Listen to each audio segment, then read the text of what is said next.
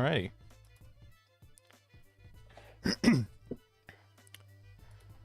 So, did you have anything you were wanting to start off with or anything like that?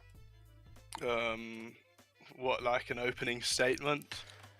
Sure, if you got one, or just like, saying what your thesis is or what have you. No, I've got an opening statement. I've got a presentation. Would that work? Like a slideshow. Yeah. I suppose I might be able to do it. Hold on. It's not necessary. I just debated it before, so I have one just on hand. Hold on. If you start streaming through Discord now, I might be able to make it work. It's not important. We can go without it. No, it should be fine. It should be fine because I can switch to viewing it on my top monitor and then it should come through fine. Okay. What, so do I stream it over Discord? Yeah. Okay.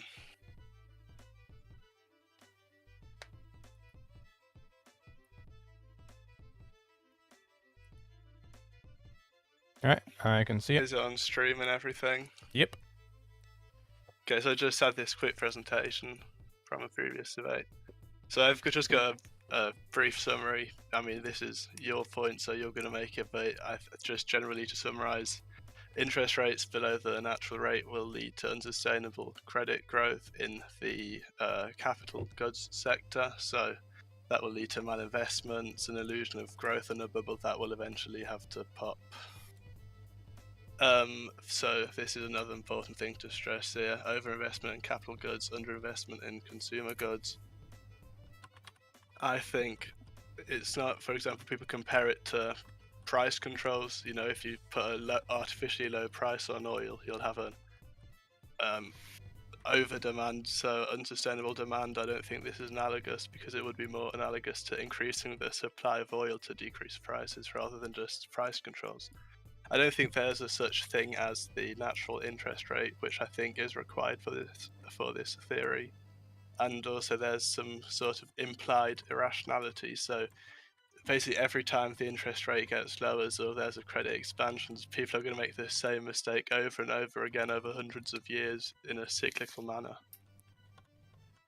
And also there's this quick sort of idea that income is equal to spending. So if you spend more on capital goods, there will have to be if you spend less on capital goods, there will have to be more spending on consumer goods. So there sort of exists an inverse relationship.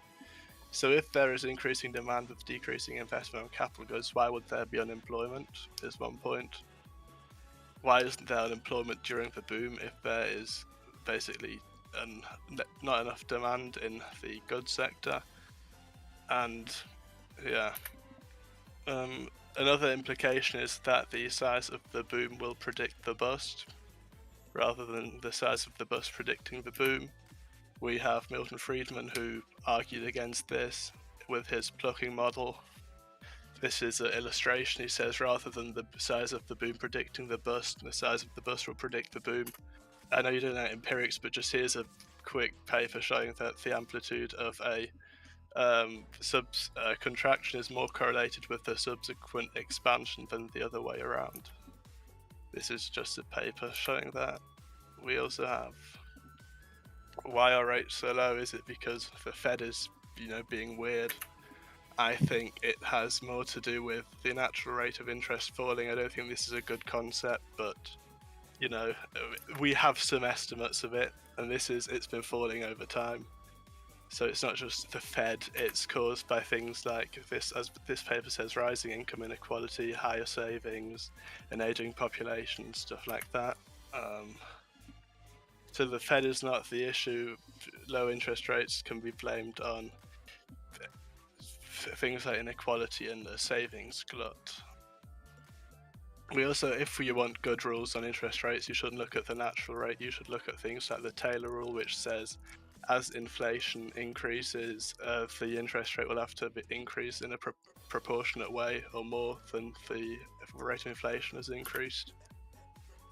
Here we can see the federal funds rate relative to the natural rate. So every time these blue bars go below zero, that's when the interest rate. It's gone a little bit blurry. Do you want to stop streaming it and start streaming it again to see if that fixes it? Wait, yeah. There we go. So here, every time these blue bars go below 0 is when the federal funds rate is less than the natural rate. So this is when you say something bad's going to happen. And I don't really see the relationship, but this isn't any sort of statistical test.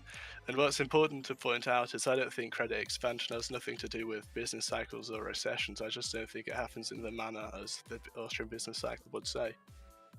And also another interesting paper by Roma is that after the sort of Fed here, countercyclical monetary policy and automatic stabilizers have prolonged post-war expansions and prevented severe depressions. But what's also important is that sometimes when inflation is too high, the Fed will actually cause a recession in order to attack inflation, which is also an interesting finding. Here are just some other explanations to the business cycle. This is when federal funds rate relative to the natural rate. So I don't think this is a great predictor with the GDP in orange. So a true predictor would be the yield curve inverting. So every time the 2-year Treasury yields more than the 10-year Treasury, a recession occurred or a massive contraction in GDP occurred shortly after. This is a great predictor. So here's a paper on that. Another interesting paper on is to do with capital mobility from Reinhardt and Rogoff. I just thought this was interesting to include. Here's some more evidence on the business cycle theory not really holding true anymore. And yeah, that's about it with my presentation. Alrighty. So you got anything out of that, or do you have an opening? Yeah, I've noted down some of your points here, but I mean, I think my main question would be, out of that would be, what would be your explanation as to why there's seemingly massive clustering of entrepreneurial errors in this cyclic manner, you know? Why is it that entrepreneurs are having these clustered malinvestments periodically? I don't think that is necessarily true. So you don't think they're engaging in malinvestment? Well, I mean, it depends. How you define malinvestment. I mean, would it be in capital goods necessarily, or could it be? Well, the entrepreneurs would be investing in the capital goods, yes, that would be on that side of the thing. Why are they investing in projects in a clustered fashion which turn out to not be profitable? You know, they're investing in the wrong projects. I mean, I could see some instances of this happening. 2008 might be one. I don't think it's an Austrian explanation, but that would be one example of that I can see. But I can't think of many instances where this has happened. That's the characteristic feature of a business cycle, is that there's all these entrepreneurs investing in just the wrong things, and then they have to abandon all these projects or, you know, reallocate the capital from those projects into other projects, you know. That's at least on the entrepreneurial side, that's what the business cycle is. You know, of course, on the consumer side, it's the overconsumption. But why is it that all these entrepreneurs are making these malinvestments in a cyclic manner? I don't think they are in a cyclic manner. I really don't. I mean, why do you think it's called a business cycle then?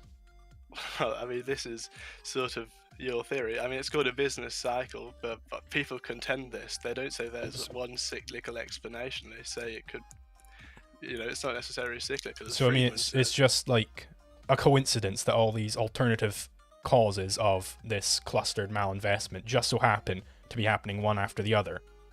I disagree with it being clustered malinvestments. I mean, it very clearly is clustered malinvestments. That's the feature of these booms and then busts, right? The boom is when they're doing all this malinvestment.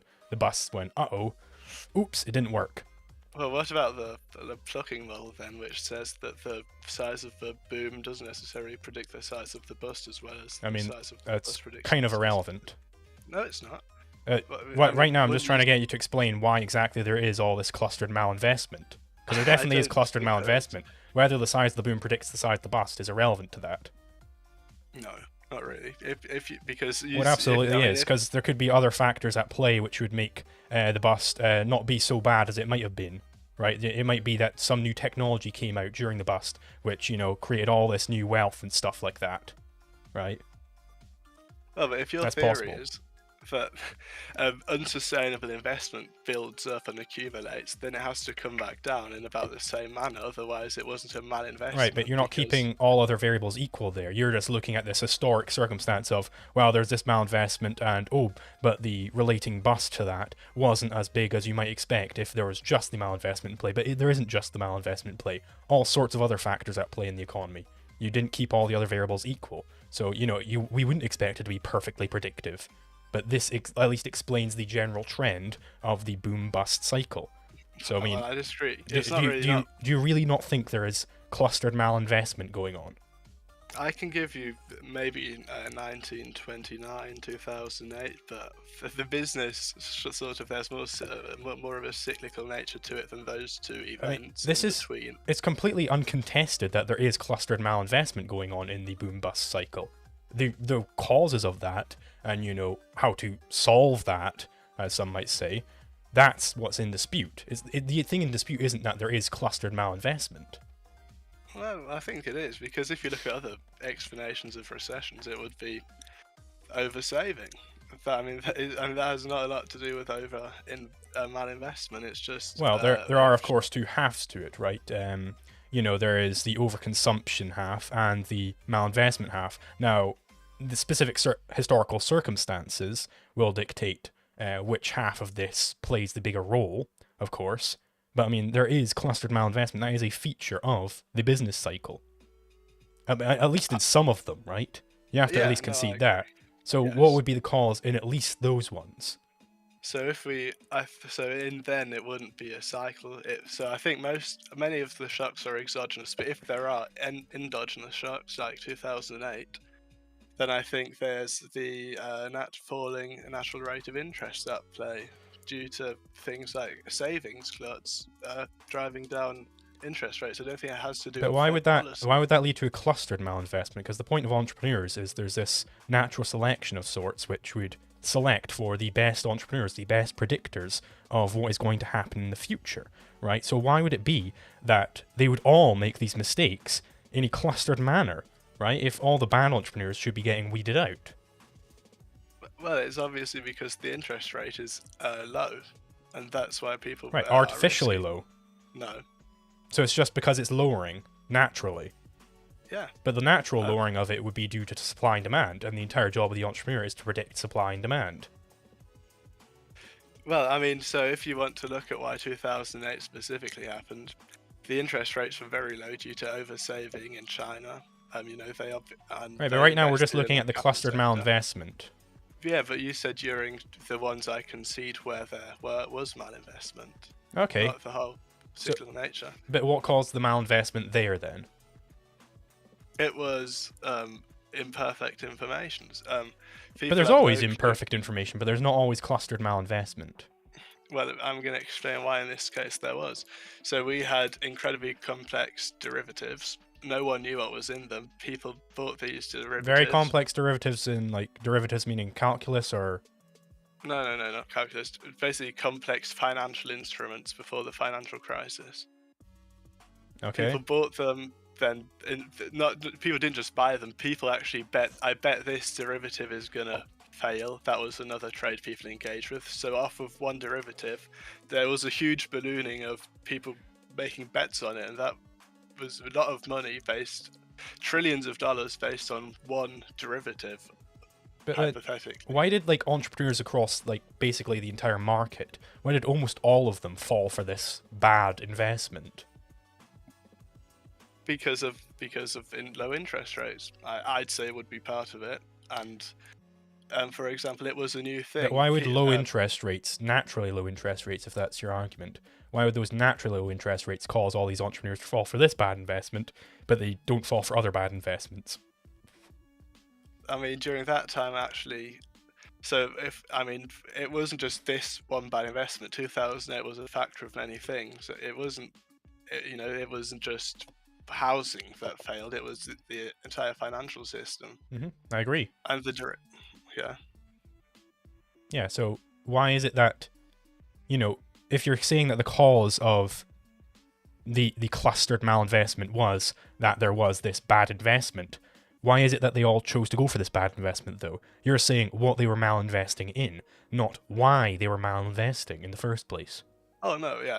So if you're a trader and you see that there's this financial instrument that will only go down if the entire housing market collapses, it's the rating agencies gave it AAA ratings. It was as safe as you could get. This was a failure of rating agencies, private rating agencies. They had no idea what was in there. People had no clue what they were buying, and that's Okay, so so, this is related to the housing market crashing then. But yeah. like, why then did the housing market crash? The reason is because people were malinvesting in housing projects. They were investing in too long-term housing projects when it didn't reflect people's time preference. Right, so they had to ended up these projects cost way more because the interest rate rose, and then they were like, oh shit, we can't afford these things. We were building the wrong thing here. Right, it wasn't as profitable as they thought it would be. So really, the true cause is the malinvestment in the housing sector then. So why exactly were they malinvesting in the housing sector? Well, I agree with that being the initial spark, but the housing crash doesn't bring down the Okay. entire financial Well, no, system. because you said the housing crash caused the complex financial instruments to fail, which was why they were investing in that. But the true cause of it then is the malinvestment in housing. So what caused the malinvestment in housing? The malinvestment in housing was again caused by things like new financial instruments, Okay, things so like the yeah. the malinvestment in housing caused the financial instruments to fail. So that's why we had malinvestment in financial instruments. But the reason why we had malinvestment in the housing sector was because we had malinvestment in financial instruments. We've gone in a circle here. They feed off one another because if you So have what is the if you see originator then?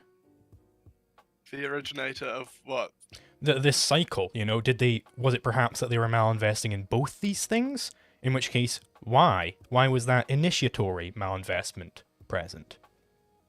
Again, because of first of all low interest rates, in addition to things like Okay, but why failures would of low rating interest rates? agencies. Let's just take the isolated example of housing, because they must have been malinvesting in that outside of the financial instruments. These might have fed into each other, sure, but there must have been people who were malinvesting in housing and these financial instruments independently to start this cycle going. So why initially did they start malinvesting in housing? Just due to low interest? Why would that cause them to malinvest in housing? No, I think that there wasn't a malinvestment in housing. What happened was first the So there housing was market was no malinvestment, but it caused a cycle of malinvestment. no, there was a malinvestment in these financial instruments, and So then the these financial financial instruments are the initiatory part then. but then they ran out of financial instruments. They said we need more mortgages, So so more why so was then they why was the made mortgage initial loans. malinvestment in the financial instruments? Where did that come from? Things like I'd say the internet was a factor. So now we have trading that high speed trading, which So is less personalized. We have deregulation of the financial sector in the 80s, which abolished many restraints on credit creation, so lowering of reserve requirement ratios, stuff like that. right, so credit creation. So it was too much credit creation, was it? Um, I mean, yeah, that's also a part of it. It's many things feeding into each other. I wonder what school of thought it is which is against fractional reserve banking, which is the source of all this credit creation. Could it perhaps be the Austro-Libertarians? I know it's the Austrians, but Yeah. the thing is, this is the example where one of the rare examples where I agreed that there was malinvestment. So, if I grant you this crisis, which I don't, it's still not a cyclical nature of the business cycle. Okay. In fact, what happened? But then, so we've got this crisis down to credit expansion caused by the state's allowance of credit expansion, artificial I credit mean, the expansion, state's allowance as of in credit expansion which would not have happened in a free market. Of course it would. Do you know how credit expansion first How came would around it was how would it happen in a free market? Because if I was in a bank, right, and I wanted to start expanding credit, I would get outcompeted by my alternatives who have sound money. Why would I trust the bank who's going to start loaning out all my money when I could trust a bank which wouldn't do that, where I could actually get my money back? well, I mean, you can ask the goldsmiths in England in the old days, but they What would they tell me?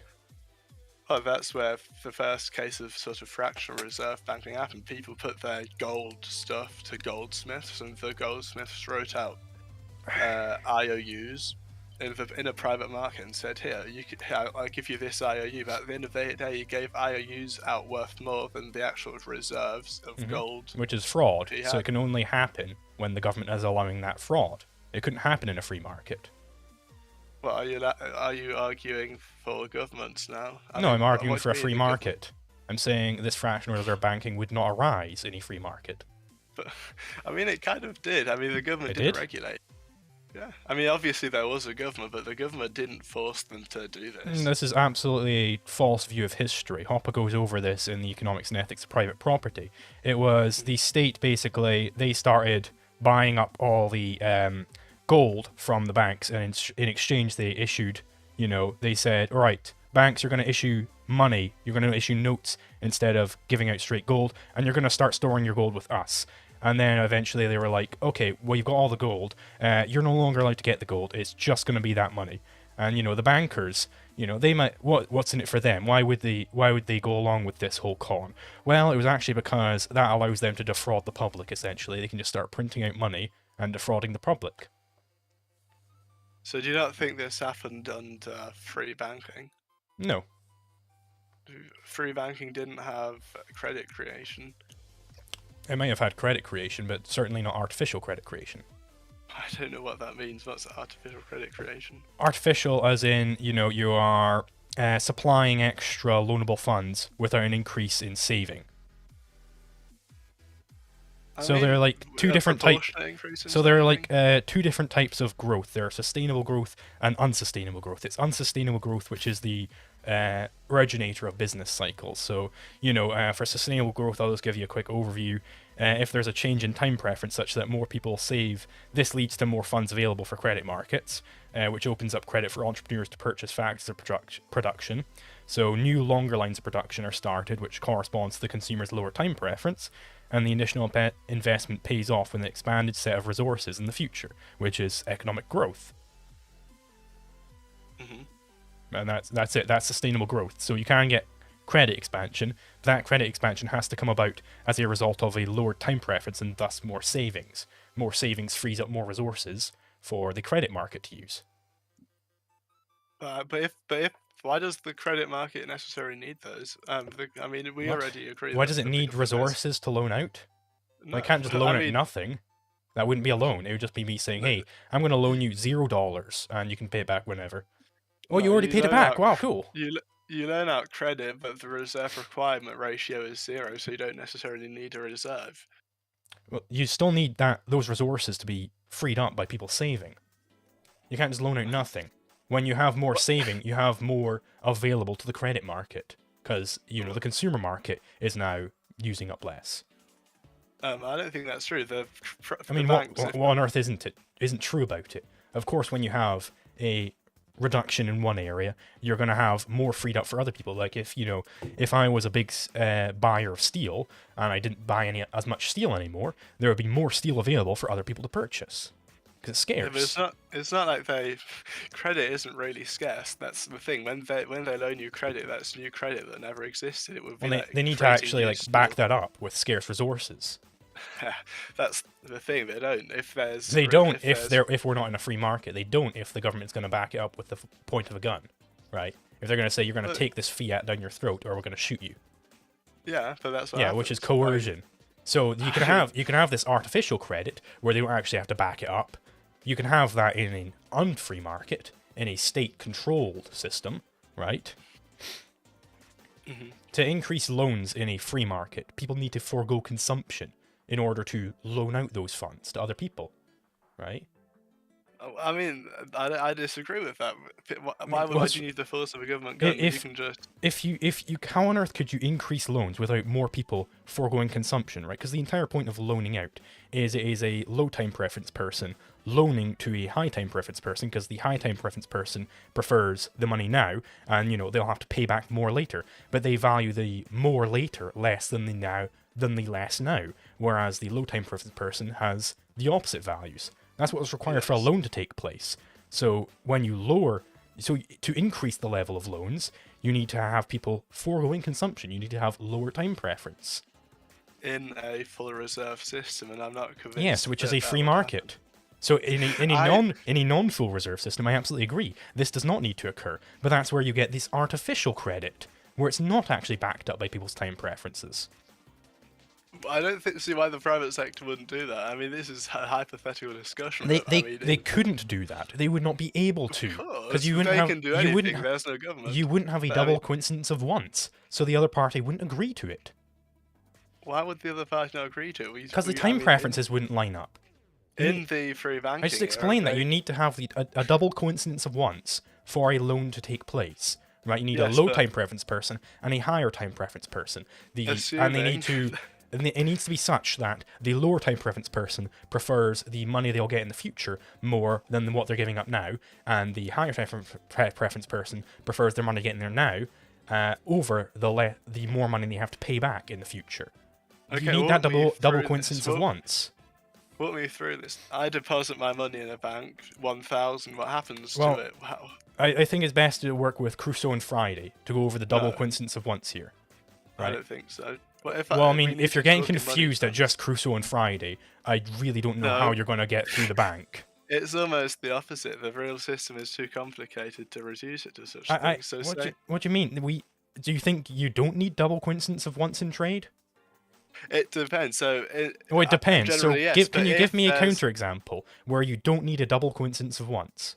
So you are first of all assuming that there's fractional reserve banking. No, just any trade. Just in any trade of anything. Doesn't necessarily have to do with banking. Can you give me a counterexample where you don't need this double coincidence of once? No, but... Oh, so you can't. So you do need double coincidence of once. Wait, let me say this, because in one instance, it's the bank and the person that's getting the loan that have this. But what you're saying is that, or implying is that it has to be the person depositing their money in the bank and the person getting the loan. That's not necessarily true, except in a full reserve banking system. The point of the bank is to act on behalf of the person who is the lower time preference, right? It's just an extra party. It's a middleman in a way, right? Which is why it's a more complex system. Well, it's a more complex system. That's the point. So if you don't understand the simpler system, you're not going to understand the more complex one, are you? I think I understand both systems, but... So you do understand both systems. Okay, so let's just go through the Crusoe and Friday example. Crusoe, he is a lower time preference than Friday, and he loans out Friday 100 coconuts, and Friday will have to pay him back 110 coconuts in the future. If this trade goes forth, if this loan happens, then it must be the case that Crusoe values 110 coconuts a week from now over 100 coconuts now. And it must be the case that Friday, conversely, values 100 coconuts now more than 110 coconuts a week from now. Right? Mm-hmm. So that's the double coincidence of once. So if you don't need that, right? If you have that, then you can only increase those loans if people are willing to forego consumption more. If Crusoe was more willing to forego consumption of coconuts in the present than in the future, right? To get more in the future. You're assuming the bank's neutral. It's not. The bank isn't just sitting there like a... Okay, right. It's active. Let's just stick to the simple example, and then we can expand this into banking. Right? No, you're missing, because if you don't but if you don't understand this in the simple example, I understand it, but you're missing the entire point. Okay, if you do understand it, right? Okay, so if you do understand it, can you just humor me and go through it to see if you do understand it, right? So to increase loans in this double coincidence of once situation, where you have this loan going out, you would need it to be the case where Crusoe would, to increase those loans, Crusoe would have to forego more consumption. So you would have to be willing to loan out more coconuts, right? He would have to lower his time preference so that he would value the future coconuts even more so than presently. Do you agree with that? So say there is an intermediary. But do you agree with that? I don't necessarily agree with that. Okay, so that's exactly, which is why I need to go through this example, because you don't agree with it. Let me say. But that's why I need to go through it, right? So why don't you agree with that? What would be the counterexample to this, where Crusoe doesn't need to lower his time preference to increase these loans? The bank just loans more out. We're just sticking to Crusoe and Friday right now. What would be the counterexample where he does not need to lower his time preference to increase the loans he's willing to give out? Exactly. Right. So you do agree with that. People without a bank, but we're talking about a banking system. So now let's bring it to the bank, right? Now that we have it, that you need to have it where if you are loaning someone out, you need to have a reduction in time preference. So why is it that when we bring a bank into this, that is no longer the case? Because the bank has unique abilities to create credit. Oh, The so bank they can doesn't need create credit. But how are they creating this credit? writing an IOU. Writing an IOU, right? So is this an artificial credit, or are they actually backing it up with something that they can actually loan out? They can do either. Okay, so they can do either, right? So you're allowing fractional reserve here. I mean, yeah, that's my assumption. Right, that but that's fractional reserve can only exist under a state. I mean, to a certain extent, that might even be true, because under a free banking system, you just not have credit, you just print the money directly, the private banks. But I wouldn't see the big difference there if they just start printing new money rather than extending credit. Right. So you can only have this artificial expansion where it doesn't need an increase in a lowering of time preference, to increase loans. If we have a state, it's only in a stated system where we don't need this reduction of time preference for more loans. I agree with that completely. That's in fact central to the thesis, but that was what you said. That was what you just said. I did not say that. You did. You said it's not necessarily the case. Bank can just create more credit. Through fractional reserve. I said that it would be possibly worse, but maybe they wouldn't write an IOU. Maybe they would just be able to print legitimate money because the government isn't permitting it. If they're backing it up, then they need to be able to get that from somebody who is actually willing to invest that in the bank. So why do they need to back it up? You just made the assumption, well, maybe it's actually with sound money, maybe it's with real money, which is backed up. No. In a free banking system, they can print money. It's not like they got that money. They just went to their print and printed it. It doesn't have to be backed up. Well, that's not money then, is it? I don't know what money is. It's a complicated thing. And don't know what money is. I'm not surprised. No one knows really what money is. The Austrians know. No, you don't. We absolutely do.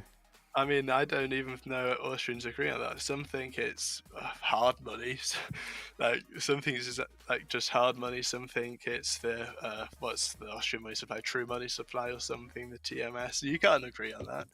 Well, no, we all agree that money is the common medium of exchange, right?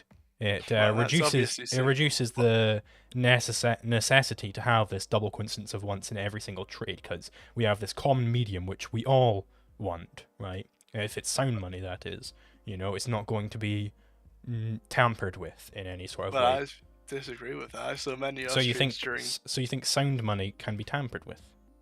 No, that's not what I was disagreeing with. I disagree that Austrians necessarily agree on that. Post 2008 with QE, many said they're printing money. Like, that's not printing money. They have no clue what money is if they think quantitative easing is printing money. So obviously I'm not going to trust them on any sort of claims relating to the money supply. Okay, so let's go back to the point at hand then. So it's the bank can... Do you think it is possible to have this increased loans in a proper sound money system where they're not having fractional reserve? As in, can they increase loans without a reduction in time preference? Yes. How could they do that? Print money. But how are they printing money? With their printer. Okay, so it's fractional reserve. Wait, what do you define as fractional reserve banking? Where they only reserve a fraction of sound money and they print out more money receipts, essentially. Okay, so what would an example of sound money be then? Sound money is where they only have as many receipts for the money as there is actual money in the bank. If I've only got £1,000 of silver in the bank, I would only print out £1,000 of notes, only £1,000 notes, which correspond to the £1,000 of silver. In a fractional reserve, I might print out 1,001, or 2,000, or 10,000. Okay. So banknotes are essentially not. Banknotes are not sound money. They might represent sound money. In that, if they actually in a non-fractional reserve system, if they actually correspond to real sound money, then it's sound money. Whereas in a fractional reserve system, it's non-sound money. Okay, I mean, that's a different definition. Usually I think fractional reserve is about credit, not necessarily just randomly printing banknotes.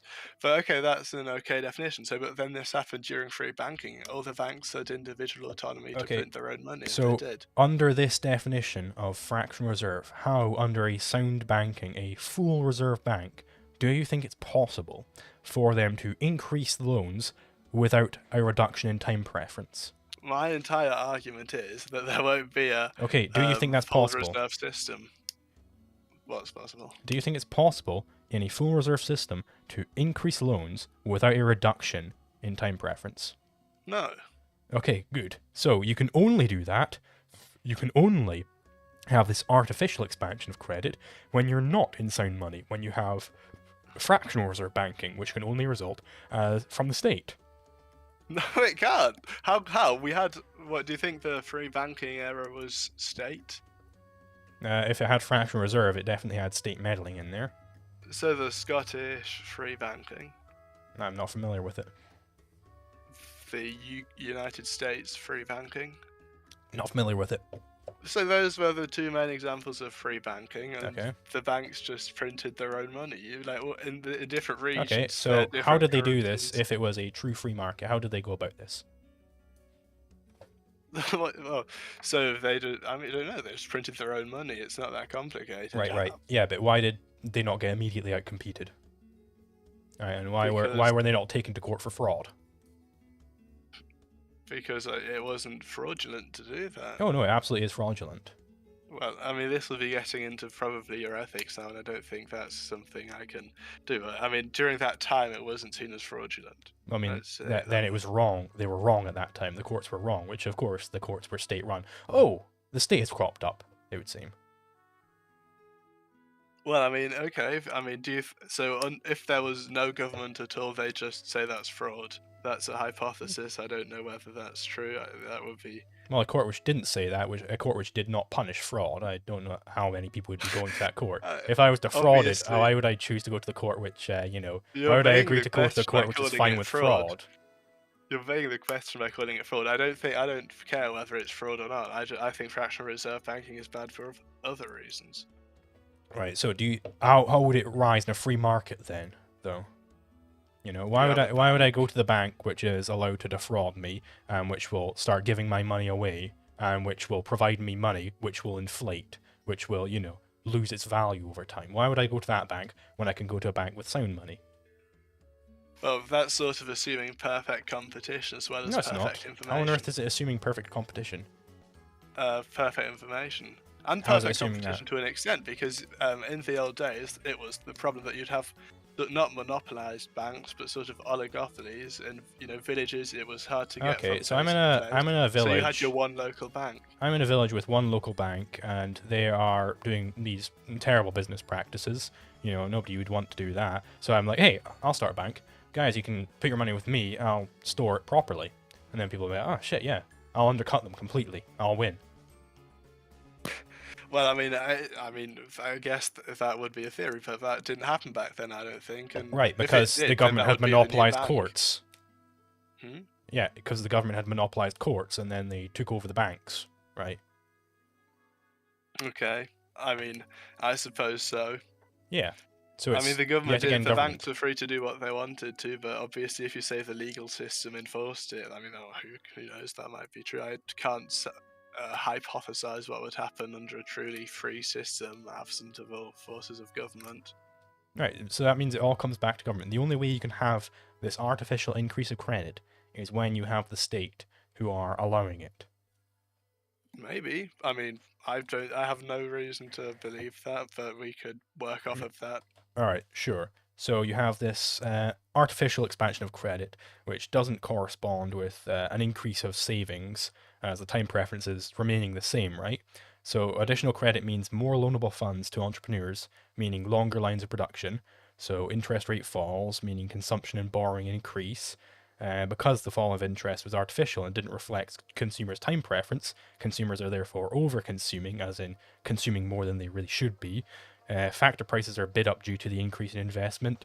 Wage increases, employment increases, yada yada yada. We got a boom, and eventually these factor prices go way higher than the entrepreneurs expected. They would have, because there was no true saving backing up those additional loans. So entrepreneurs have to start reallocating capital. Oop, bust. It's the other way around. It's not that credit creation lowers interest rates. Lower interest rates cause credit creation. Tell me again. Who sets interest rates? The Fed. It's the Fed. Okay. So when they lower interest rates artificially, Yeah. all of that happens, does it? Well, I mean, of course they lower interest rates Oh, artificially, but that doesn't yeah. necessarily mean it's So bad. right, but then we have the Austrian Business Cycle theory. Fed sets Yeah. rates low, yada yada Yeah. yada, boom bust. No, that's wrong. This is where we So disagree. where do you disagree then? Because you said, well, no, the wrong part there is that it's actually the other way around. Low interest rates cause the expansion of credit. I think that people have. So first of all, I disagree that the cyclical fluctuations are due to that. I think it's due to oversaving again. And second of all, I think that lower interest rates, if the Fed lowers interest rates, people might have irrational expectations about the future. The Fed says, no, we think the future's going to be a lot brighter than you think. They lower interest rates, and that might be It's like backed a up by self-fulfilling prophecy. People are like, entrepreneurs are like, well, I think the future's going to go this way, and the Fed's like, no, it's actually going to be terrible because we're about to fucking plummet interest rates, and fuck you, boom bust. No, but you're misunderstanding the entire theory of this credit in this. So if I mean, you just agreed about... with like the steps of my. Your only problem with my derivation there was that I got interest rates and credit expansion the wrong way around. That was your only issue. Well, that was my first issue. Then I disagree that lower interest rates will necessarily be related to pure time preferences. Interest is... No. I know it's not related to time preferences. That's the point. So... It's artificial. It's not actually related to a reduction in time preference. Yes, but if you're That's the reducing point. interest rates below what you're saying, the natural rate of interest would be time preferences or whatever, right? Yeah, it'll be due to time preferences. Yeah, but I disagree with that. It's a monetary fact, and for example, What? to... How do you disagree with it when you artificially lower it? What do you think that means if not lowering it beyond what it would have been? I don't think there is any idea of a natural rate. I don't think that thing exists. So you think there wouldn't be supply and demand in money? That's a completely different question. So can I you mean, tell it's me what not. you think? Well, basically, the interest rate can be thought of as the price of money, right? Yeah. It's due to supply and demand of money. That's where you get the interest rate from, at least in an unhampered market. Right, so you agree. So that's going to be due to time preference. When people are saving more, they're not consuming as much, so they're not spending money as much, right? It's due to liquidity preference, and that's an important distinction because I say it's about future uncertainty, and you basically say it's about us preferring the now rather than the future. I say we can't make comparisons between that, and exactly that is why we are uncertain about the future, hence why we value money more now. What was wrong about my explanation there, which was due to time preference? I disagree that with time preference controls how much you want to save as opposed to consume, right? And interest is determined by saving versus consumption of money specifically, right? I think if you talk about... I mean, if I know you guys like graphs a lot, so I can send in a couple of graphs if you want. I understand the models of interest rates, but I think then you're maybe might be a bit confused yourself, because if you're talking about pure time preference theory, that is distinct from the neoclassical theories of... I'm not a neoclassical. Interest rates. Well, which graphs are you going to send me then? I was going to send you some graphs from an Austrian. Okay. So, we do some math sometimes. I mean, I doubt that, but okay, let me see what your theory is. But generally, the time preference theory of interest is just not a great one. Here we go. Here you are. Boop. So the top one here is normal credit expansion. I'm just going to get it up on the stream real quick as well. So the top one is in the standard unhampered market. This is sustainable growth. Interest rate goes down, loans go up, because supply moves to the right. Therefore, consumption goes down, investment goes up. Yada, yada, yada, Hayek triangle, boom, economic growth. Whereas artificial credit expansion, we have the supply stays the same because, it's not actually due to a change in time preference.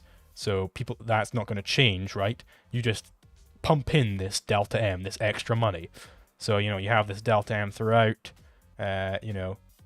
consumption goes up, boom. And we also have it that investment in the first stages of production moves to the left. Why does delta M increase? What do you mean, why does delta M increase? What causes the shift? That's the pumping in of money. That's the artificial credit expansion. Who pumps in the money? Well, the Fed. No. Do you think the Fed doesn't pump in money? I mean, it depends. Which monetary policy would you say pumps in money? Could be the thing where they print a whole bunch of money and flood it into the credit markets. I think that might be the one. No.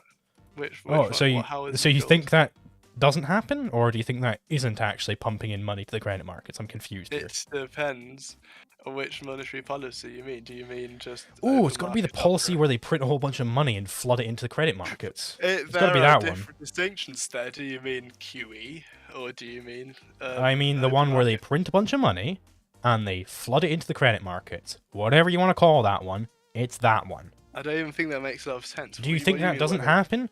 Or do you think it does happen? I think I know what you're referring to. Okay. So do you want to just go ahead with that? Do you think that is not adding this delta M? It certainly would, but that's not something that has happened frequently. It only happens after 2008. So what else would you mean by that? So they only started printing money at the Fed. This is after 2008. In the way I'm assuming you're talking about, yes. I mean, QE. Right. I mean, what else are you doing? Do you mean just throwing a whole bunch of money at the market? You're adding a whole bunch of supply money, right? You know, it's a pseudo supply in a way, because you're not actually changing the time preferences. So you're not actually changing anything about that. Yeah. And so this is freeing up a whole bunch of money for investors and the credit market, right? Because the consumers aren't changing what they're consuming because their time preferences has stayed the same. So they're not changing. But then all these investors are like, ooh, bunch of money, money, money, money. Delta M. So the central, I think if you don't mean QE, I think you might mean open market operations. That is not necessarily the government pumping in money. That is banks requesting money. I mean, it's not that. Okay, so the banks first request money and then the government pumps it in.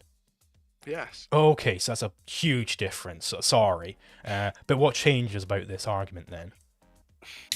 I mean, what changes is that without the government, they're basically just adhering to government regulation by asking them. If there wasn't a government, they could just print the money without. So they're following the government rules, and that means it's not the government's fault because they're asking the government to print the money, and the government prints the money, and that was the whole problem. I see. So yeah, if the government didn't supply them, then yeah, government wouldn't be causing it. If the government didn't get involved in the money space, right? If the government didn't do all this shit, then it wouldn't happen. That's my entire point. That's the entire point of the Austrian Business Cycle theory. If government wasn't doing all this shit, if government wasn't supplying all this money, if government wasn't adding this little delta M at the end, then none of it would happen. I agree completely. No. You're an Austrian. Congratulations. It's not necessarily at all what I said. Oh, but it is.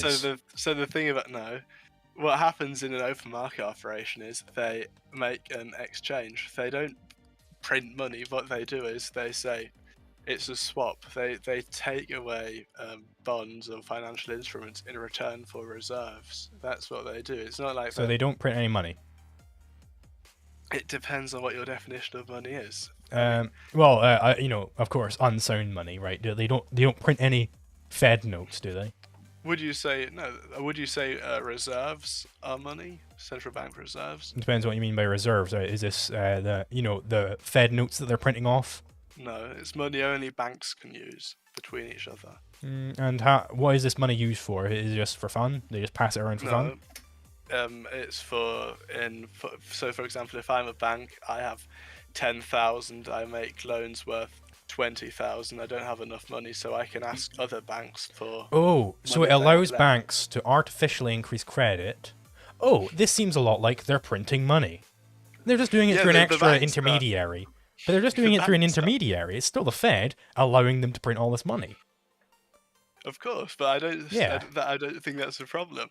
Oh, but it's adding this delta M. You couldn't possibly disagree with that because it allows them to inject new money. Yes, but it's Oh, not so in the same way yes. So thing then, no, bing, no, bada boom, lower interest, higher no, consumption, higher no. investment, bing, bada boom. Oh, there it is. It's The more Austrian Business complicated Cycle than that theory. because that money is not I money mean, what's you have wrong about access to. this? You can't. That is not your money. No consumer has access to that money. That is just money banked So up they, between themselves. yeah, but it allows the banks to loan out more money than they had. So it's just printing Yes. money through an intermediary, the bank.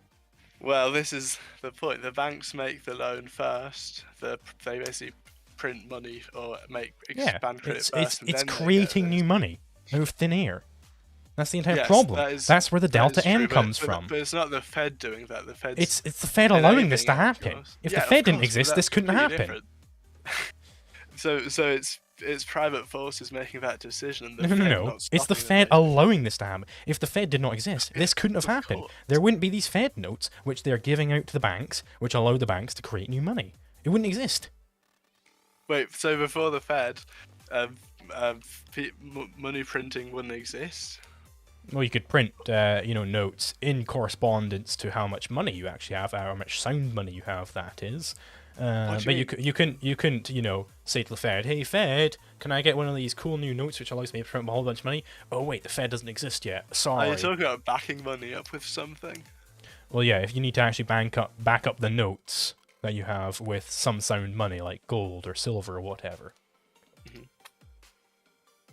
Interesting. Okay, so I didn't know you wanted a gold standard or whatever. But under the gold standard, then the problem is that you can't conduct those monetary policies.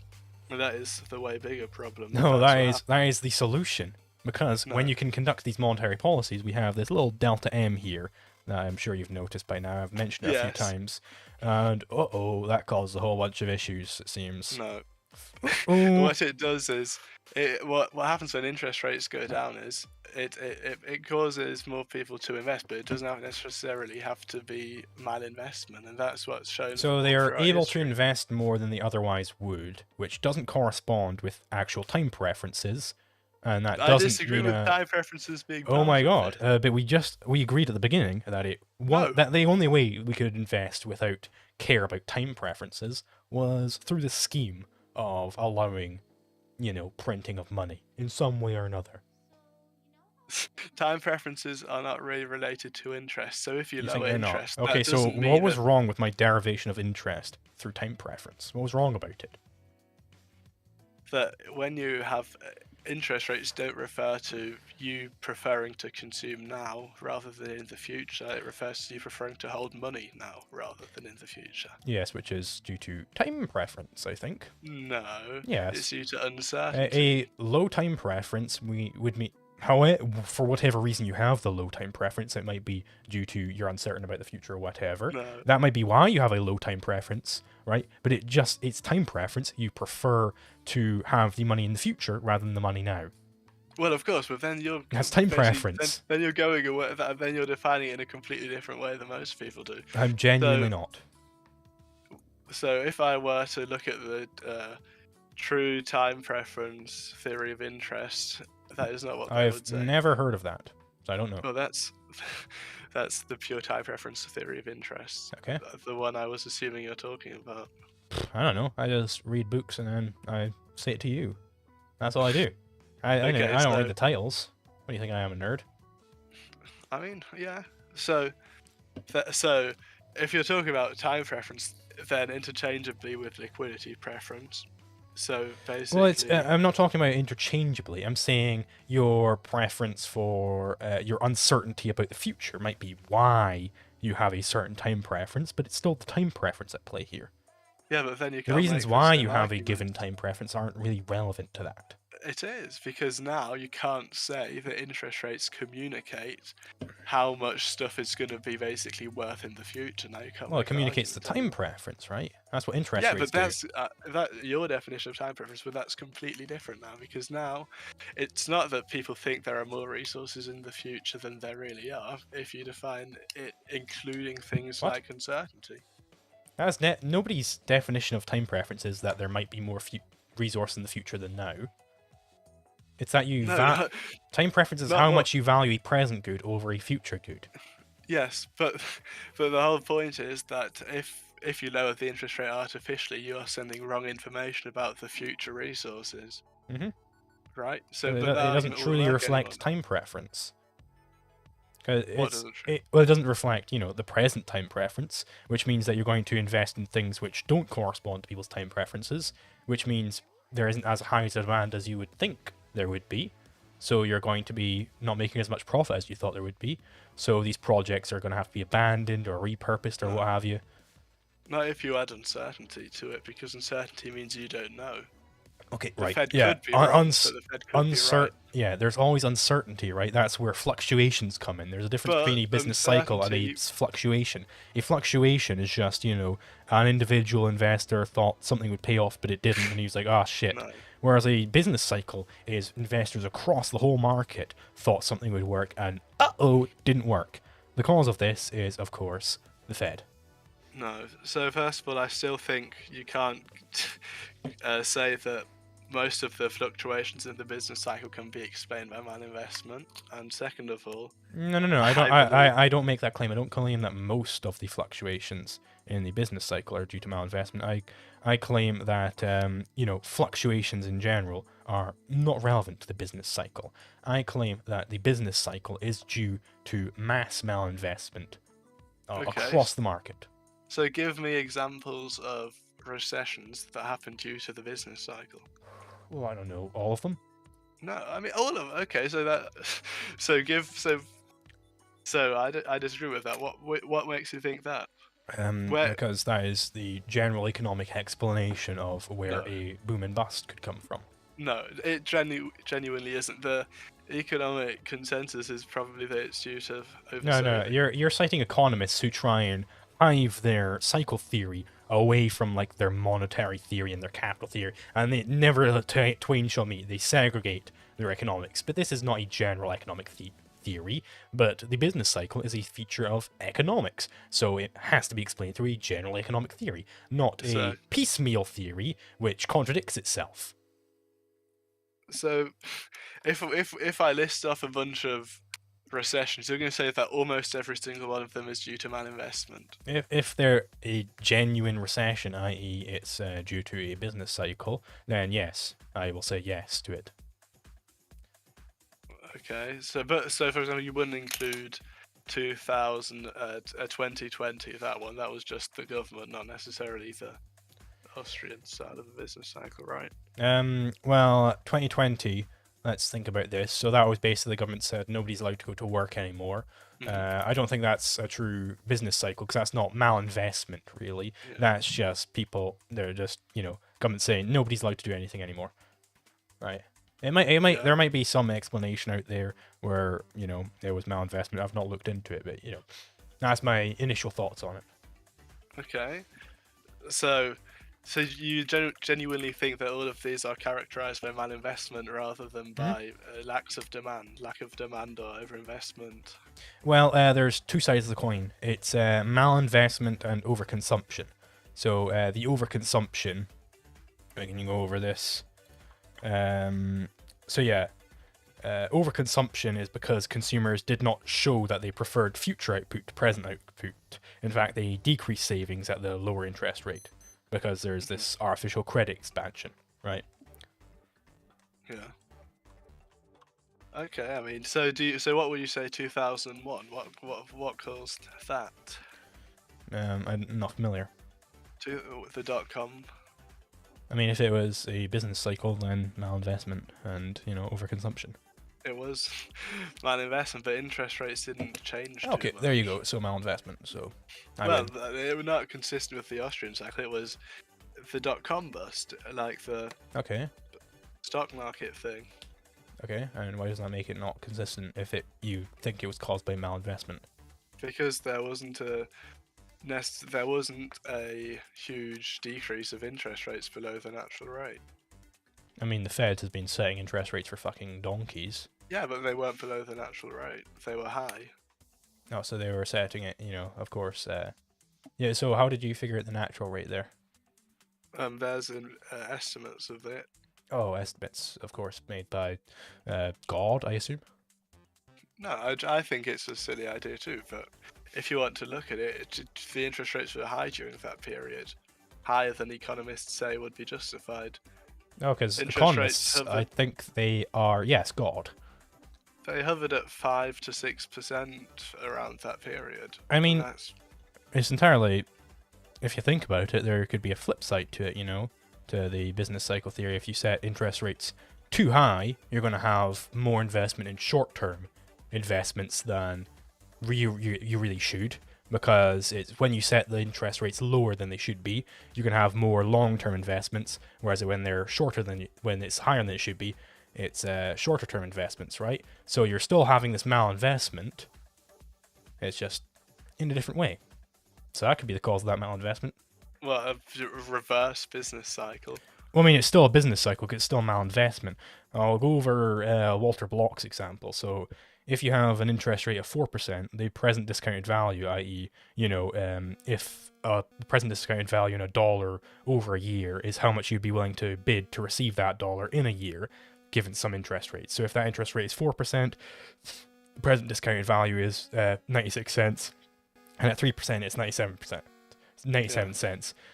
So if the government artificially lowers the interest rate from 4% to 3%, it encourages investors to invest in this project of 1 year duration more than they otherwise would, right?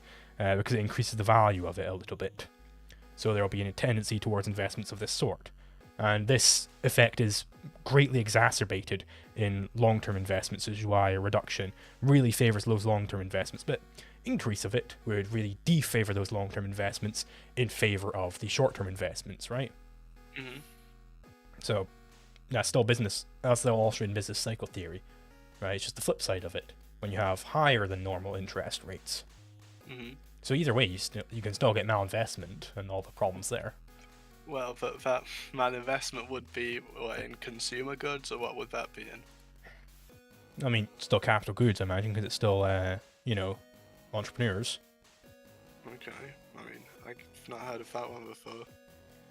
So that makes it kind of unfalsifiable. We can't look at when interest rates decrease. I mean, you and could just falsify see it on praxeologic grounds if you found some Well, falsehood in the chain of logic. I mean, it doesn't. What do you mean, a chain of logic? I mean, I gave you a chain of logic there. If there's a falsehood in there, show it to me. So, I mean, but if interest rates genuinely stay the same over a long period of time and then a recession happens, what's the explanation? I mean, were interest rates too high for such a long time, or what happened? Well, I mean, they could be too high or too low. If they're being set artificially, the point is that they're probably wrong, right? Because it's not being set by the market. And the market will always tend towards the correct interest rate, as it were, the equilibrium interest rate. You think that doesn't happen, so there's not supply and demand in money. There is. Oh, so there is. So it will always tend towards the equilibrium interest rate. I disagree that there's always that the economy tends to an equilibrium. So what would be the counterexample where economy doesn't tend to equilibrium? Demand deficiency. So what would that be? A decrease in demand will cause a. So if you draw it, I can't have nothing to draw now. But if you decrease demand, you would expect prices to adjust by falling, and then it reaches equilibrium again and stuff like that. But that doesn't happen because prices don't fall to that extent. So there's basically a consistent. If you decrease demand, I'm sorry, you just said if you decrease demands, you would expect prices to fall to that level, under the standard equilibrium tending towards. And then you said, well, that's not true, because it's not true that prices do that. But you didn't explain why that's not true. What? So why is it the case that prices won't tend towards the new equilibrium? So prices are downwardly sticky, and it's called nominal rigidity in economics. So what happens when, for example, say you decrease demand, and so you'd expect prices to, shift downwards, but they don't, because, for example, if you decrease your prices, you make less profit, right? Mhm. So No. If you are yes, charging above equilibrium price, you're making less profit than if you're charging at equilibrium price. Well, not quite. You have to just undercut your competitors, which is why there's a tendency towards equilibrium, right? If you are charging way above, somebody's going to undercut you a little bit because they can make more profit that way, and then somebody else will undercut that guy, and then that guy, and then that guy, which is why you're tending towards equilibrium price. but this is the entire sort of Keynesian theory of this. But so if you decrease I prices, did not give you a Keynesian theory.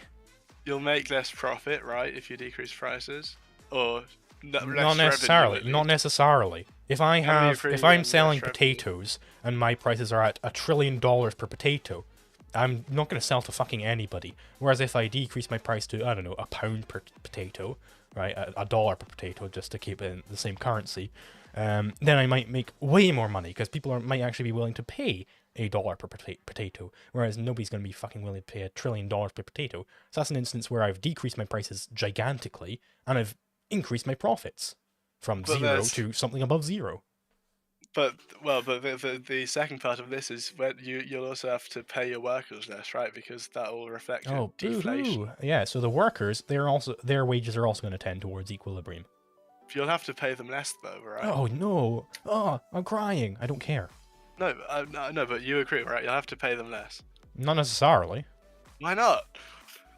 I mean, How? because I might be making more profits. You didn't. Nothing in supply changed, did it? Oh. The equilibrium point must have changed. That was the assumption. It doesn't change to equilibrium because markets are very imperfect. That's the point. It goes towards equilibrium. No, not in this example. So in this example, your prices don't go towards equilibrium. How does that work? So, I mean, I can't draw it, but so just visualize it. If there's a shift in demand downward, do you have like like Paint or something? I don't know. What operating system are you on? Windows. You should have Paint if you go onto like the search function in MS Paint, right? I guess so. You can stream it and I'll throw it up on my stream as well. God. Okay. Because I'll just, if you're needing to illustrate it, I can't imagine I can do that, I suppose. Vocal description of it will be as good if it needs a visualization. Are you streaming on Discord? Yeah. It's not showing up. Wait, what else? I am. Oh, here we go. It was on the wrong part.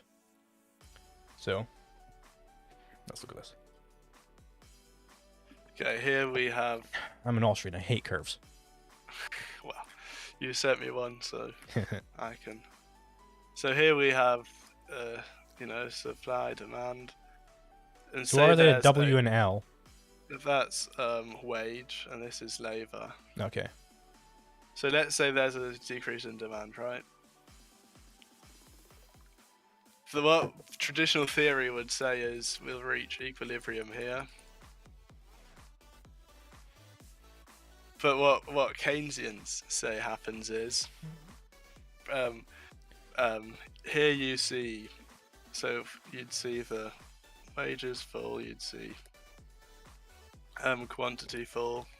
But what Keynesians say happens is rather than equilibrium coming here, equilibrium actually stays here or somewhere in this area because prices that won't fall because there's a nominal downward rigidity, which means that workers won't accept lower prices, lower wages. Well, then they'll get fucking ousted, won't they? And somebody else will Yeah, undercut exactly. them. That's what causes unemployment. Yes, and somebody will undercut them and say, "Hey, I'm willing to work for that much."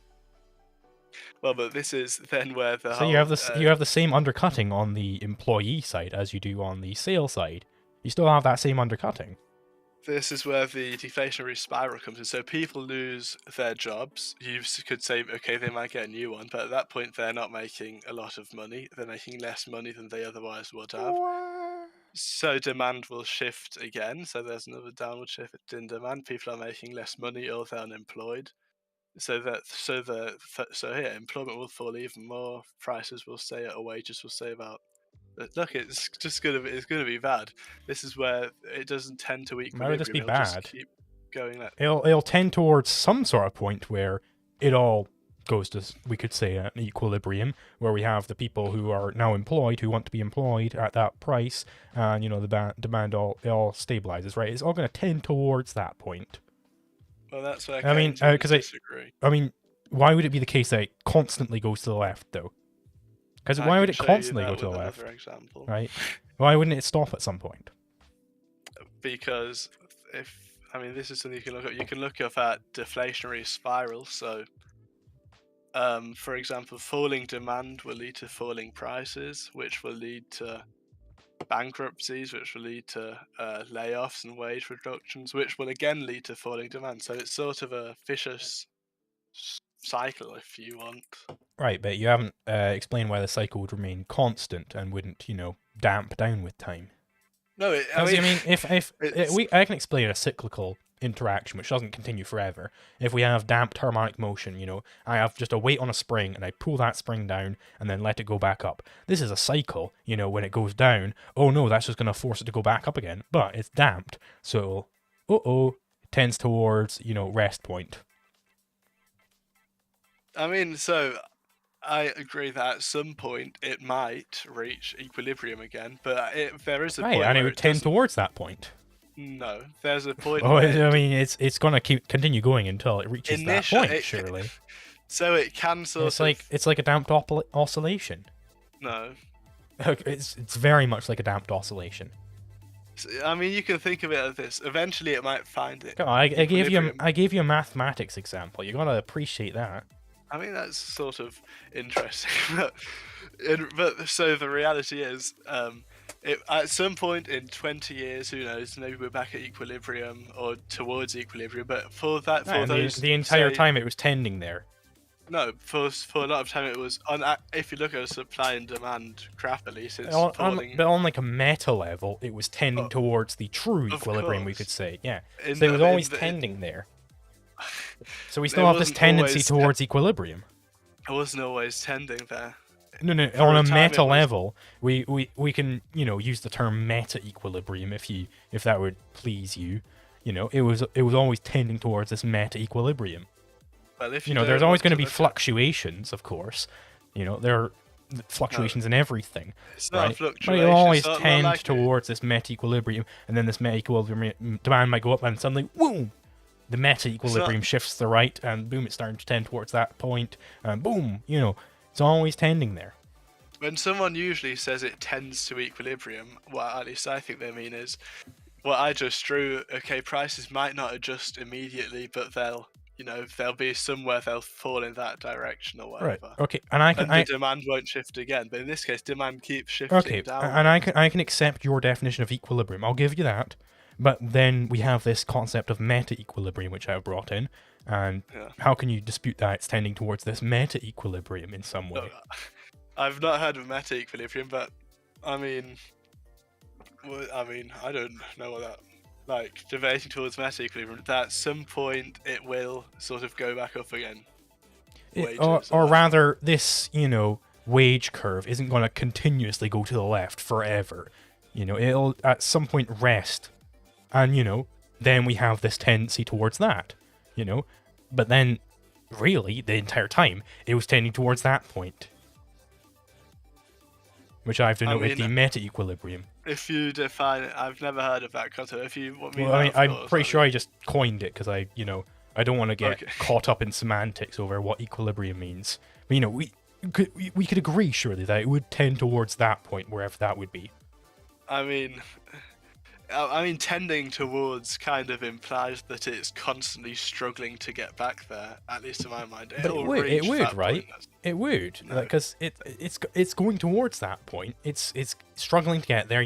There's always like jig jags. It might shift left and right, but it's trying to get there.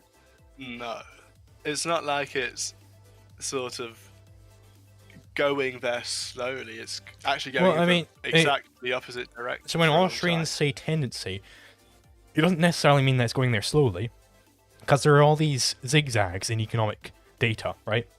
Which is why you socialists like to use fucking aggregation and statistics so much, because you're trying to smooth out all these little bumps in all these graphs, because you guys hate these little bumps, right? Yeah. But these bumps, it's still tending towards equilibrium, but it's taking a zigzag path. It's not going there nice and smoothly. The price fluctuates all the time. Yeah. But what I was saying is it's not going to be a zigzag, it's just going to be a straight drop to rock bottom, essentially, until at some point something might cause people to spend again. Okay, that zigzag might include a drop, or 2 drops, or 7 drops, but it's, it'll eventually get towards equilibrium. Okay, fair enough. If you mean it that way, sure. I mean, essentially, at some point it'll reach equilibrium again. But I mean, that could be 100 years. Who knows?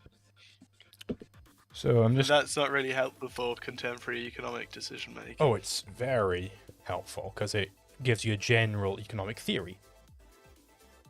I mean, of course, generally.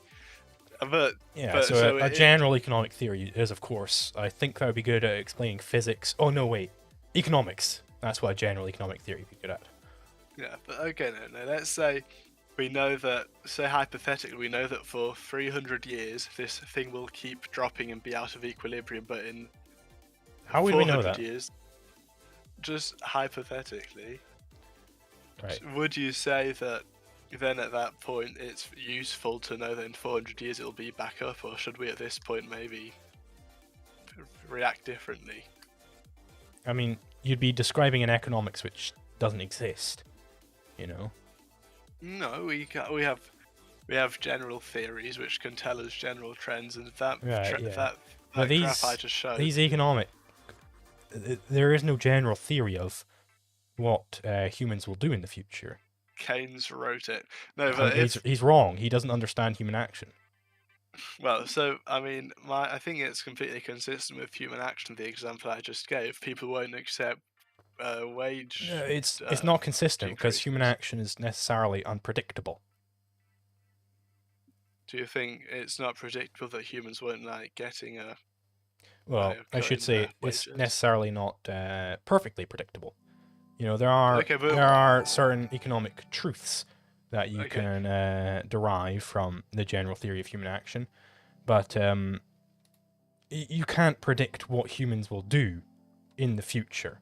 You can't predict what ends they will choose and what means they will choose to attain those ends. You can know what they'll tend to do, and you'll know, given something has happened, what must be their values and whatnot, right? Yeah, but if they tend to do something, I'd say that's generally true. I think that would fit the definition of generally true. All right. Sort of general theory, in that sense. So what I just said, that they won't accept cuts in wages, and so there'll be a decrease in demand for. Right, but they might accept cuts in wages. Like if I was employed at $100 an hour, and my employer was like, right, we're going to cut you down to $95 an hour, or else you're getting fired, and I didn't think I could get a job anywhere else, I'd accept that. I could use money. Do you think everyone would accept that, or most there certainly might be people who would not accept that. They just want $100 an hour. Maybe they have some better job on the line where they could continue to get $100 an hour. That's possible, but it's also entirely possible that people would accept cuts to wages. It happens all the time. So in the real world, we have unions. Say hypothetically we knew the new equilibrium wage was 90, and unions say, okay, you pay them 95, right? Do you think that would generally happen, that they might not go as low as it would require? Well, if the equilibrium point was 90 and the unions were requesting 95, I suspect you'd probably have union busters in there. So do you think they'd go down to 90? If they didn't manage to bust up the union and they couldn't go down to the equilibrium price, well, that business is going out of business. They're going to start losing money. Because if they can't afford 95. Exactly, which is exactly the point. So they lay them off, right? Which means which is a problem of unions can only be that powerful that they could kill a business if either everybody fucking loves them, which I don't think would be the case very much in any free market, or they get coercive government powers on their side, right? Well, it's more than say they're not very good unions. Say they get them up to 92, maybe rather than 90. Even that would still, be unsustainable for the business. Anything that happens with unions that they sort of stop prices from going down a lot, wages, I mean. Right, so these unions would be trying to manipulate the market away from equilibrium. So these unions would not be very good for business. So these businesses want people who didn't like unions and didn't want to join a union. I myself, I'd be more than willing to be a union buster. I'd fucking go right across that picket line. I'd get money out of it. I know there's plenty of other assholes like me out there who don't give a shit. They just want money. Yeah, but I mean, many would accept it, many wouldn't, right? That's generally right. And those who don't want to adhere to the equilibrium price, or at least the price that the market is at currently, those who don't want to adhere to that, they're going to get out-competed. I'll undercut them. That's the entire point. That's why we're tending towards equilibrium, because people are always undercutting each other. Their job, right? Oh, boo-hoo! I'm crying for them. No, but I couldn't really care. But the thing is, if a bunch of people lose their jobs at the same time, there's just necessarily going to be a decrease in demand, right? And, eventually these people are going to be like, fuck, I need to work. I need to get something. All right, fine. I'm not going to carry on this whole union business. I'll just accept the lower wage. Right, but at that point, we'll have... After a certain point, people starve to death, right? They can't just stay unemployed forever. But if we accept at some point that people lose their job, they might get it one later, who knows? But then demand has dropped, so we'll expect wages to have to fall even more. So now they'll say, hey, you have to have a wage of 80, and at some point, even less people are going to accept that. Even more people are going to go into unemployment. You're assuming that these people are just real fucking stubborn, that they're willing to withstand death from starvation. Just stand on their principles. They're going to be like, I'll fucking accept your job, bro. I just want a job. Well, at some point you agree that some people are going to leave, and that's all it takes for Right, this. certainly. When you have these people leaving, that might have an extra downward effect on demand, and, an extra downward effect on the wages. But then, people, that would be even more encouragement. Fucking hell, wages are dropping. Like, shit, I need to get in there to get a job. But at that point, there's already not going to be a lot of demand. So essentially what demand, you can also define demand as, unemployment basically means there's no demand for your job, right? So if demand decreases, there's going to be less demand for less jobs. So there might not necessarily be jobs for all of those people in the first place, right? Right, and then, new businesses are going to start up, be like, hey, there's all these people who are wanting to work, and, I'll hire them. There's not demand for those businesses because that many people there's demand for all sorts of things. People can engage in division of labor. It benefits the surgeon to have a gardener, even if he might be himself a very good gardener. Well, there's essentially infinite demand, right? But if we measure it in terms of how much money people have, they won't have that money to have demand for new goods and services or labourers. Right, so it's certainly possible that everybody just loses all their fucking money. And, everything's going to shit. But it's going to be better than if the government was there gumming up the works.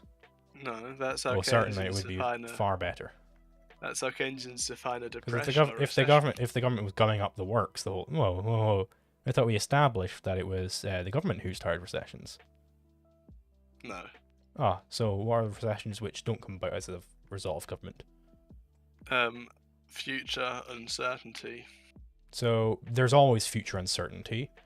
But an increase in uncertainty. Oh, so an increase in uncertainty. How does that come about? Say a pandemic. Right, but how do you think that would increase savings, like praxeologically even? Don't think it can be used. So you don't think if a bunch of so if you don't know whether there's going to be deadly disease around for ages, people are going to sort of save more for the future. They don't know what's going to happen. They're not going to say, okay, I've not heard of a deduction. There might be one, but I've not heard of one. So that's my current answer. I think it makes sort of makes sense, doesn't it? But that's relying on an empirical assumption that people would want to save if there's a pandemic, right? So if we take that empirical assumption in, that people would want to save if there's a pandemic on the rise, then yes, it would. increase savings. And if savings increase, demand necessarily decreases. Yes. Yeah, so then we'll have a negative downward shift in demand, right? Okay. So, in that sense, that would sort of be a recession caused by not the government. Well, it wouldn't be a recession because there isn't malinvestment. So you define a recession necessarily as there having to be malinvestment. Yeah, it's not just a downturn or upturn in the economy, just as a matter of certain events. It's cyclic. It has to be cyclic in nature. If it's not cyclic, it can't be a business cycle, because that's where the word cycle comes from. Well, recessions don't have to be caused by a business cycle. I mean, we're debating what the cause of the business cycle is. Do you think the business cycle doesn't exist? I don't think there's such a thing as the business cycle. Oh my! All right, you got a unique take on this thing, because every economist from sea to shining sea thinks there's such a thing as a business cycle. Austrians and post-Keynesians might, and some neoclassicals. Marxians do as well. Well, neoclassicals, they think there's business cycle. Fucking everyone thinks there's a business cycle going around. Well, but what do neoclassicals think? That their theory is the real business cycle theory, and that is. I would assume everybody thinks their business cycle theory is the real business cycle theory. Otherwise, why would they fucking think it? That's what theirs is called, right? So, the real refers to just technological progress slowing down, and that's why there are recessions. It's nothing endogenous, it's an exogenous explanation. So I don't think you'd define it as a cyclical explanation. I mean, if it's cyclic, right, it has to have some sort of systematic cause. Yeah. As in present throughout the entire cycles that are going on. Mm-hmm. If there wasn't a systematic cause, it would just be coincidence that there are these events happening after one another, rather than a cycle of these events happening. As in feeding into the next, feeding into the next, feeding into the next. I think there's a cause, which is often the same, or generally the same, which is there's always going to be a decrease in demand. But I don't think that I could call that business cycle theory, because the decreases in demand can come by a lot of things. Right, okay, but if you have this common cause, no matter where it comes from, right, there might be many reasons why the Fed chooses to pump a bunch of money into the place. You know, maybe fucking Nancy Pelosi wants to do it, or maybe Donald Trump wants to do it, right? There could be other causes, right? But the central core thing that they're funneling through is Fed fucking setting interest rates weirdly, right?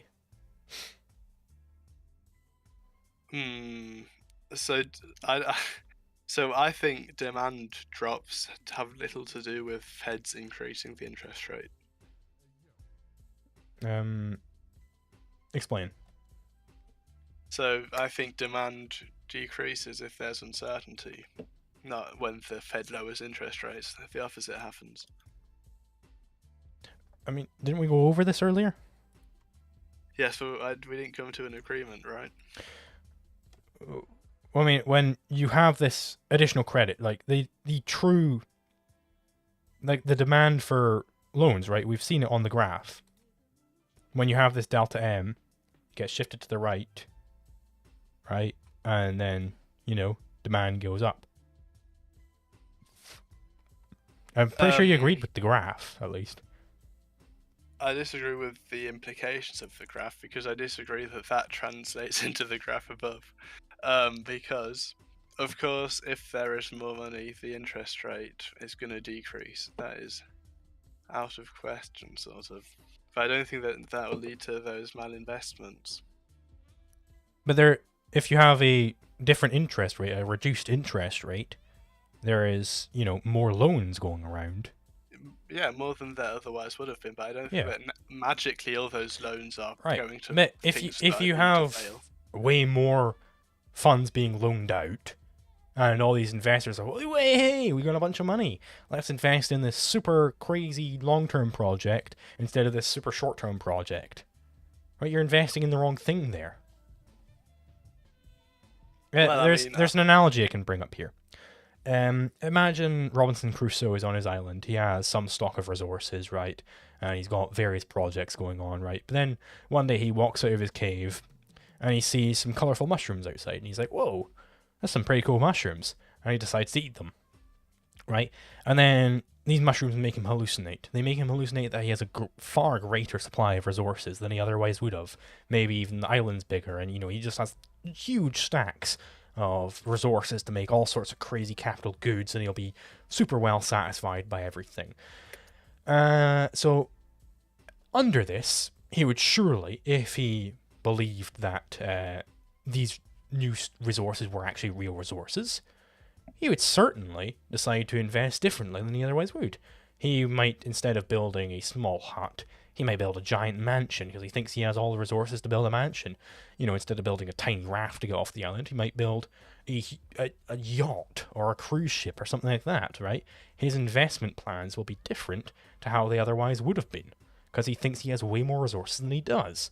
This is similar to when, these entrepreneurs are getting huge investments which they think are backed up by real savings. They will invest differently to how they otherwise would have.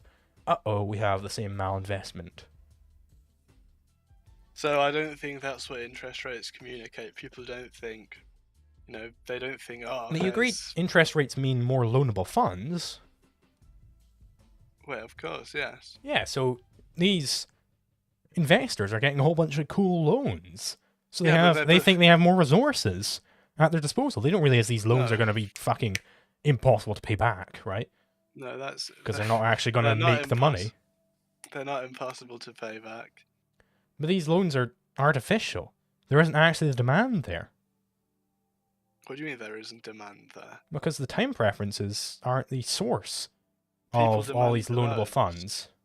Right, but the demand on like the consumer side, so let's take the example of the housing market. There was all this interest, which meant people were like, oh, hey consumers, I see your time preference is nice and low. Don't worry, I got you. I'm going to invest in all these long-term constructions. I got you. You'll get these, don't worry. And then they have all these long-term projects, and then, the time preference didn't actually reflect that. We can go back to the Walter Block example of when you artificially set the rate low, you encourage long-term investment over short-term investment, artificially so. So I still disagree with interest rates telling people how many resources there are available. I mean, what else is it communicating? Uncertainty. It surely is communicating time preference, right? No, it's... So that's how we got to the interest rate. The interest rate was due to the time preference of people.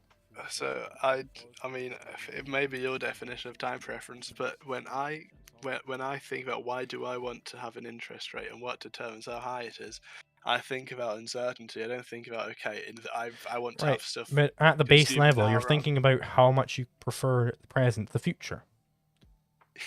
But the cool distinction here is what I prefer at the present and in the future. Right, but it might be the reason why you have a given time preference is because you have a given amount of uncertainty. That might be why your time preference is as it is. But that doesn't mean it's not time preference still. Well, I mean, it isn't the time preference theory of interest again, but so what interest rates communicate in this sense is, so the time preferences are in that case about liquidity, which would be liquidity preference. You prefer to have liquid money, right? I don't care about my future goods in the future. I care about the quality of my money in the future, not about the goods I can buy with that in the future. All I care about is my money. It's not related to the resources or goods in the future. That's not why I want my money to bear me an interest rate. I think we might be going in circles a little bit here. So, I mean, unless you have anything to say, I think we could probably cap it off. I guess so. I'd just like to one last time say that the example on the island, I think, only works if interest rates truly communicate what's available in the future. So I don't think if interest rates are lower, people think, oh, I can afford a mansion rather than a house. I don't think that's true. Interest rates... I mean, it means you have more loanable funds. Yeah, you can. So that's the increased stock of supply. Anyway, we'll just get into it again. So thank you for being on here. I appreciate that you're probably the first economics debate I've had where they actually understood a fucking thing about economics. Okay. So That's fair. You're the first Austrian that understood economics I've talked to. that's good, yeah. So anyway, I'll see you later, man. Okay, bye. Alrighty. Don't really have anything to sound off to in the end screen. I suppose I can do. What could I do? What could I do? I'll put a debate here. When you're watching the video, click on that debate. Anyway, I'll see you guys later.